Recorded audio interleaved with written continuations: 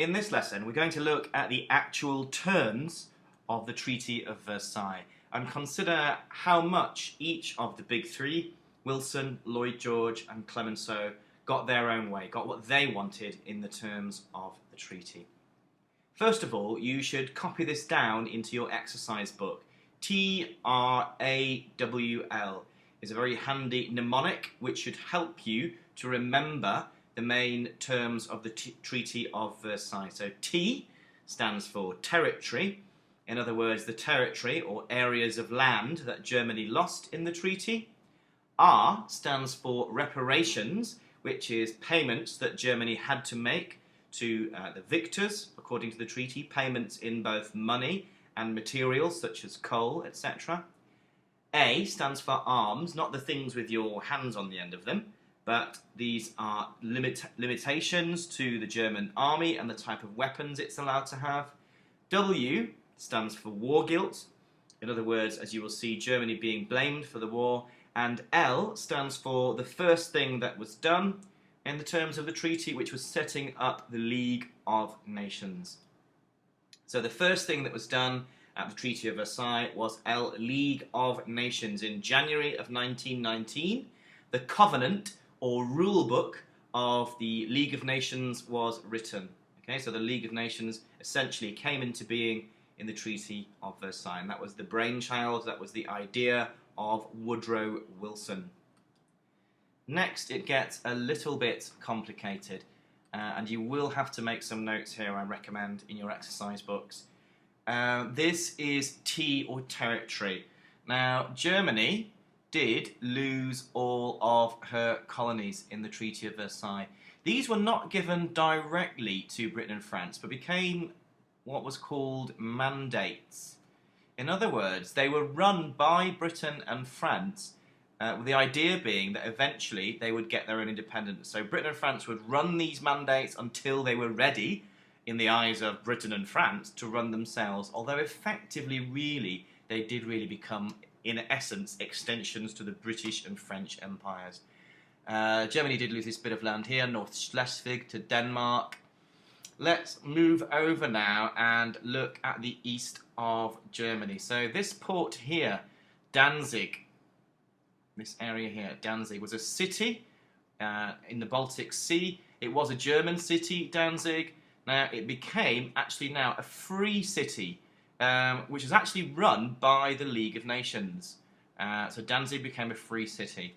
According to the terms of the treaty, Poland had been set up as a new country, and it was felt that Poland should have access to the sea. So Poland was given a corridor to the Baltic Sea. So you can see this here. This is land that's taken away from Germany in West Prussia and Posen. And this area here allows Poland to get access to the sea. So Germany loses the so-called Polish corridor, which does mean that part of Germany, East Prussia, is now cut off from the west of Germany by this Polish corridor.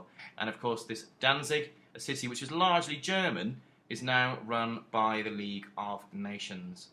So let's move now and look at the situation in the south. Germany was forbidden to unite with Austria. Austria, obviously part of the old Austro-Hungarian Empire, was now an independent country. It was a country of German speakers, and it was felt that if Germany unified with Austria, that would create a new German superstate which would be too large and powerful. So the unification with Austria was forbidden. The word, which you're going to see this later actually, the German word for unification is Anschluss. So Anschluss, or unification with Austria, was forbidden according to the treaty. The Rhineland, moving over to the west now. This area called the Rhineland, you can see that it's in the western part of Germany and it's next to France. Okay, so this area, the Rhineland, Clemenceau wanted Germany to lose this area completely, but they didn't do that in the treaty. What did happen is it was agreed that the Rhineland would become a demilitarized zone. In other words, Germany, and forgive the little rubbish picture here, Germany would not be allowed to station troops. That's a very bad picture of a soldier. Germany would not be allowed to station any troops at all in the Rhineland. This would help to make France feel a bit safer because German armed forces were not allowed anywhere near the borders of France. This area here, the Saar coal fields, this is a very, very rich area of coal. It was actually given to, not France as this says, actually that's slightly inaccurate. The Saar coal fields were actually going to be, again, run by the League of Nations. The products of the Saar coal fields would be given to France, but it would be run by the League of Nations for 15 years. After 15 years, and you should make a note of this word, there would be a plebiscite. Excuse me, a plebiscite. Now, a plebiscite is just a fancy word, really, for a national vote. And a plebiscite's a national vote. So, in 15 years, after 1919, which obviously is going to be in 1934, the people of the Saarland would vote to see if they want to be part of France or part of Germany. Okay, so the Rhineland is demilitarised. The Saar coalfields are going to be run by the League of Nations. Alsace-Lorraine was actually given back to France. If you remember, they lost that bit of France in 1871.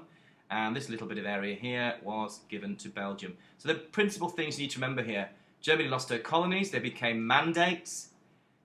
This Polish corridor is created to give Poland access to the Baltic Sea, but it does cut off East Prussia. Germany was forbidden to unite with Austria. The Anschluss with German-speaking Austria was forbidden. The Saarland was going to be run by the League of Nations, as in fact was Danzig, for 15 years. No German troops allowed in the Rhineland, and France gets Alsace-Lorraine back. So those are the main territorial provisions of the Treaty of Versailles. Excuse me, let's get rid of that. So, W stands for war guilt. Essentially, Germany is entirely blamed for the war. In Clause 231, Germany is forced to take full responsibility. Look at that, Article 231. The Allied and associated governments confirm and Germany accepts the responsibility of Germany and her allies for causing all the loss and damage to which the Allied and associated governments and their nationals have been subjected as a consequence of the war imposed upon them by the aggression of Germany and her allies. So Germany is completely blamed for the war. It has to take full responsibility. Arms, weapons. Germany, according to the Treaty of Versailles, is to be allowed no tanks or armoured vehicles of any kind at all. It's to be allowed no military aircraft at all. That's completely forbidden. No submarines whatsoever are allowed. The army is to be restricted to 100,000 men. This is tiny compared to the armies of millions that were fielded during the First World War. And the navy is to be allowed 6 battleships only. So those are the military limits placed on Germany in the treaty.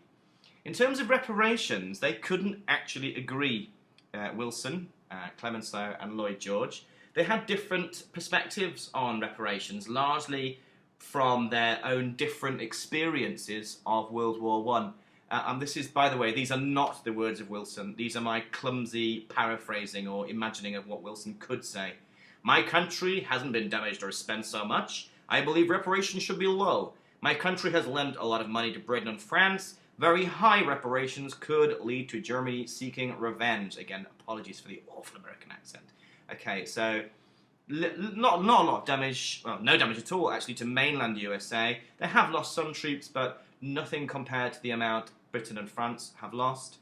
Clemenceau, again, these are not the actual words of Clemenceau. I've just made them up to sort of summarise his position. My country is the only one that was actually invaded by Germany, causing huge destruction. Germany should pay. Reparations should cripple Germany so she can't attack in the future. Sorry about that awful accent. But essentially what we're saying, Clemenceau is making the point. He's the only one that suffered destruction. Germany should be crippled. Yes, pay back, but also crippled so she can't attack in the future.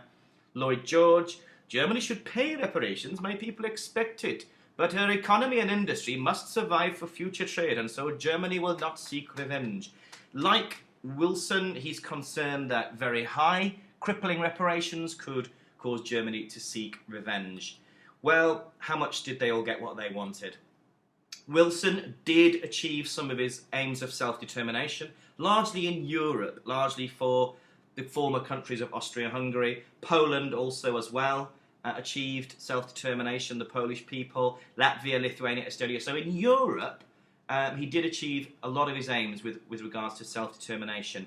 The colonies, not so much. The colonies, although they weren't officially given to Britain and France as colonies, they were supposed to be run as mandates by Britain and France until they could achieve independence. Essentially, really, they became extensions of the British and French empires. So he didn't get his way, particularly with the colonies. The treaty was harsher than Wilson would have liked. However, he wasn't too concerned because he believed that the League of Nations, which was going to be set up, would sort out any of the leftover problems from the treaty. So he was really putting a lot of faith in the League of Nations. What about Lloyd George? Very pleased to get the mandates. That increased the size of the British Empire. He was glad that the freedom of the seas, that was the second point of Wilson's 14 points, that wasn't included in the Treaty of Versailles, nor was any provision for independence of the colonies. As a matter of fact, actually, there were people from Ireland, from Vietnam, from Korea, actually, who went to the Treaty of Versailles asking for independence, but it didn't happen. There was no independence for the colonies. Clemenceau, he was pleased with the fact that this new Polish state was created. He hoped that again would balance against the strength of Germany. He was very glad to get Alsace-Lorraine back, and also, like Lloyd George, he got the mandates. Pretty good for Clemenceau. The German army was severely restricted. He did not gain the Saarland for France as he would have liked, and neither was the Rhineland separated from Germany. So two big things that would have reduced the threat of future attack for Clemenceau didn't happen. In terms of reparations, they couldn't agree at the Treaty of Versailles, and so it wasn't actually until 1921 when a reparations commission of the League of Nations finally set the figure of $32 billion, which, as a matter of fact, actually wasn't paid off until 2010. Okay, so there you go. Those are the main terms of the Treaty of Versailles. Do use that term trawl, T-R-A-W-L, to help you remember, and bear in mind how much each of them got what they wanted from the treaty itself.